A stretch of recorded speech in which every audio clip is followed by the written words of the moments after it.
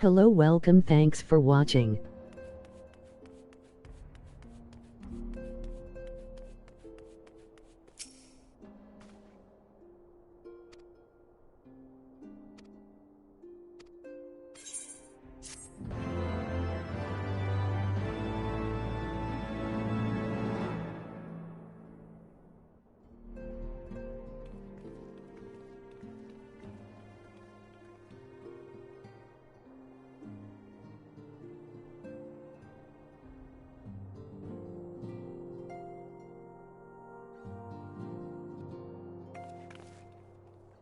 One world's heroes are another world's villains. One world's loss, another world's gain. Where men go as one, there is life. And where there is life,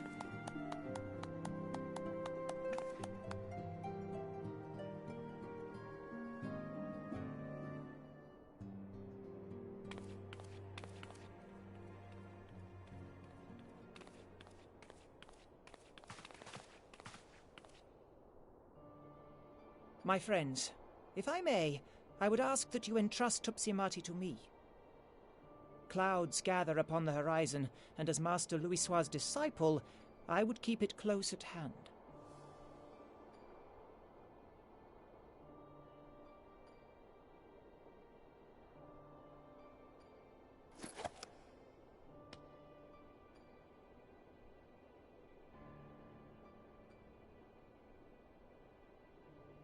Thank you.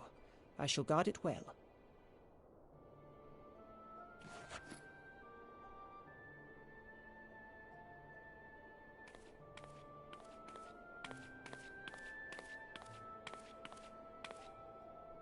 there is cause to hope.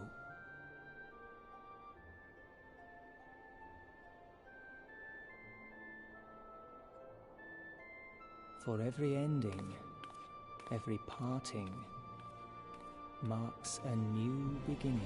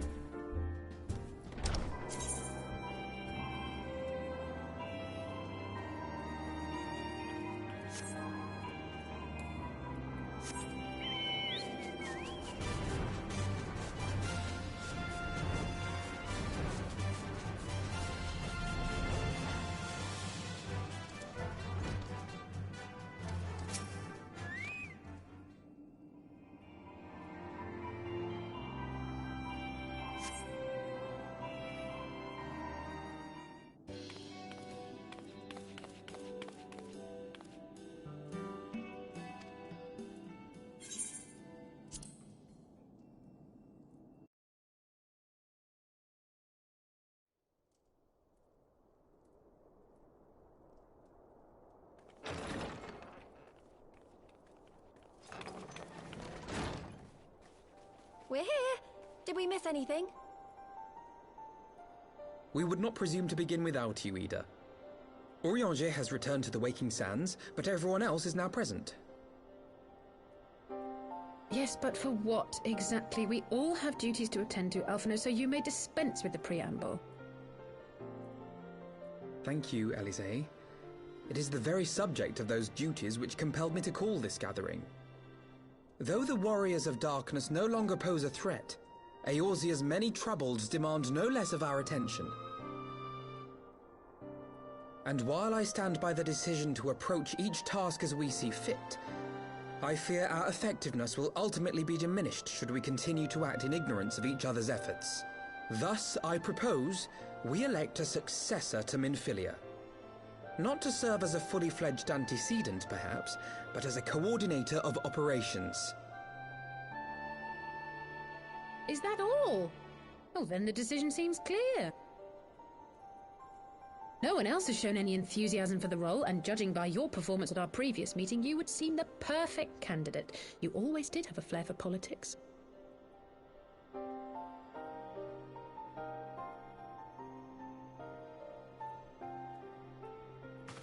I did not mean to... That was not my intention. As my tenure as commander of the Crystal Braves comprehensively demonstrated, I lack the qualities required for such an office. I would much prefer to remain as I am now, a soldier in the field, so to speak. Should none of our number step forward, must we then constrain some unwilling candidate to take up the position? Well, based on merit alone, a certain adventurer would be my choice. Though I concede he might struggle to balance his new responsibilities with, let me see, slaying primals, thwarting legatuses, and feeding the orphan poor. Thancred makes a good point. Any who would wear such a mantle would be bound by its obligations. Have we not become sufficiently familiar with each other's methods to act without an overseer? At present, I see no cause to so willingly limit one of our number. Oh my goodness! Help! I need some help here!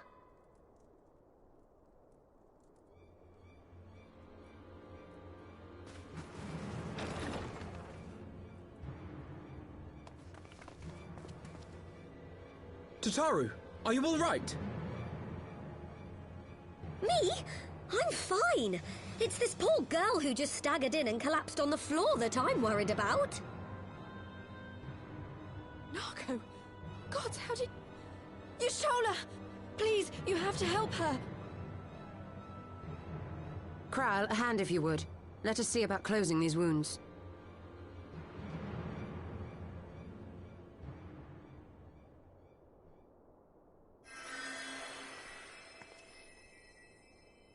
Now, we staunched the bleeding, but it may be a while before you can move about again. Though having seen your wounds, I'm surprised you are still moving at all. Thank you. My message. It was too important to delay. I took the shortest route I could, though I knew it was more heavily patrolled. As you can see, my efforts at evasion were not entirely successful. Honestly, you're too brave for your own good. What was so urgent that you needed to fight half the Empire to get here? You could have been killed. I'm sorry, Ida. I had good reason. But I imagine your friends are wondering who this bloody mess of a Mikote is. My name is Minago, and I belong to the Alamegan Resistance. I came to warn Ida and Papalimo about one of our leaders. A man who calls himself the Griffin. He's always been dangerous, but he's planning something new. Something reckless. The Griffin, you say? I've heard the name. Rumor has it your man is eager to test his claws. Aye, and on no easy target. He means to assault Belsar's wall from the Alamegan side. But what does the Griffin possibly hope to gain from such an attack?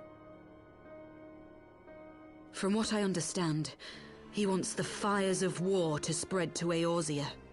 And for that, he needs to control the border with Gridania. So, he means to spark a conflict between the Alliance and the Imperial forces stationed in Alamigo, to have Eorzea's armies aid in the liberation effort, whether they will it or no. His plan is flawed. Even should the Resistance succeed in occupying the wall, they would not be able to hold it. Imperial reinforcements would drive them out within a week. Be that as it may, if there is even a chance that this scheme could bring about an escalation in hostilities between Eorzea and the Empire, the Alliance must be informed. Agreed. I should depart for Lim-Salaminsa forthwith and seek an audience with the Admiral. Thancred, Uldar is yours. Alphino and Alize, make haste to the Twelveswood and notify the Elder Seedseer of the danger to Gridania. She will duly call a council of the Alliance leaders, whom you must be ready to receive. You will be our voice in Ishgard. Explain the situation to Sir Emeric, and encourage him to send an envoy. To Taru, Kryl, I leave the care of our injured messenger to you. See that she remains quiescent and her wounds closed. I believe that covers everything. Let us be about our tasks.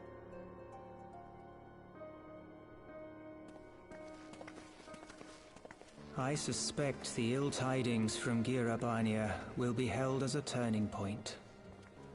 The beginning to a bloody end. The business of war was ever conducted with the coin of self-sacrifice.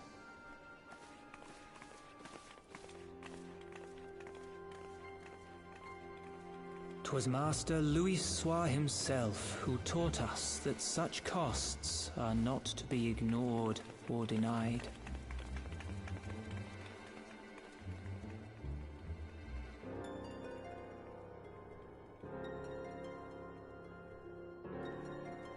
And so, I shall embrace them.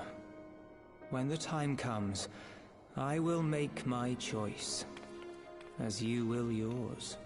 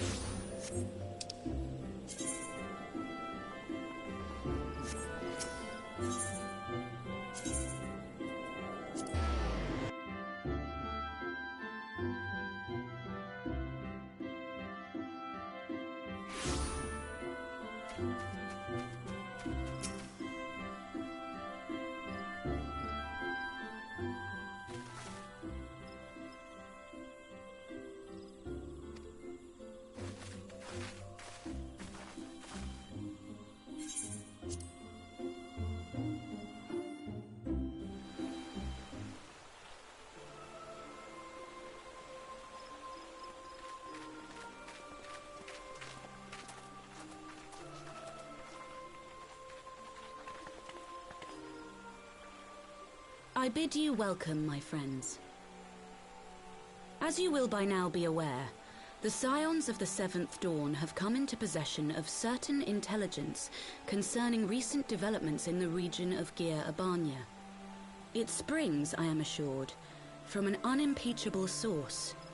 Is that not so, Master Alphino? Indeed, Elder Seedseer. Our information comes directly from a member of the Resistance's inner circle, and we have no cause to doubt its veracity. This griffin of theirs is a fool if he thinks he can hold Belsar's wall against the Empire. When the Imperials move to take it back, they will come in force, and the resulting fighting is all but certain to spill over into the Black Shroud. At the Battle of Carteneau, the combined might of 3 grand companies labored to contend with the remnants of but a single Imperial legion. Alone, Gridania would be hard-pressed indeed to hold back the tide, should the Garleans turn their minds from reclamation to invasion.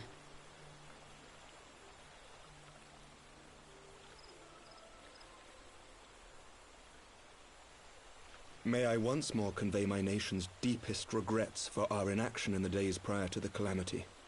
'Tis a stain upon our ledger that I would fain remove.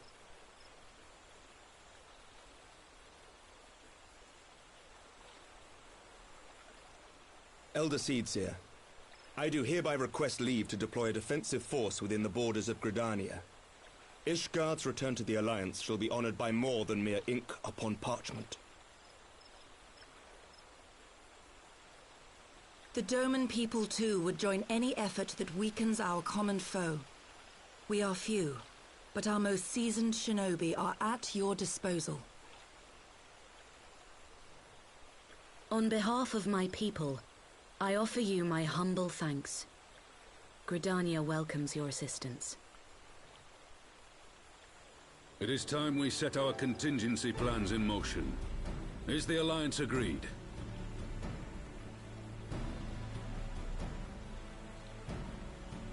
Then let us make ready for war. Victory favors the swift, and there is much to be done.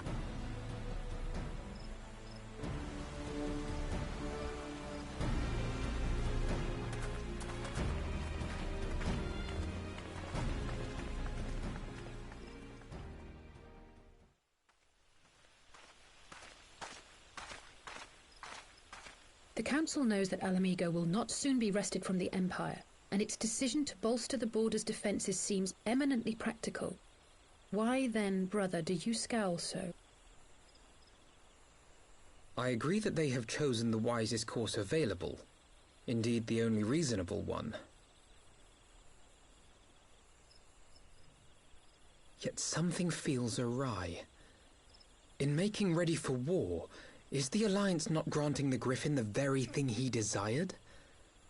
Any attempt to hold the wall is doomed to failure, aye.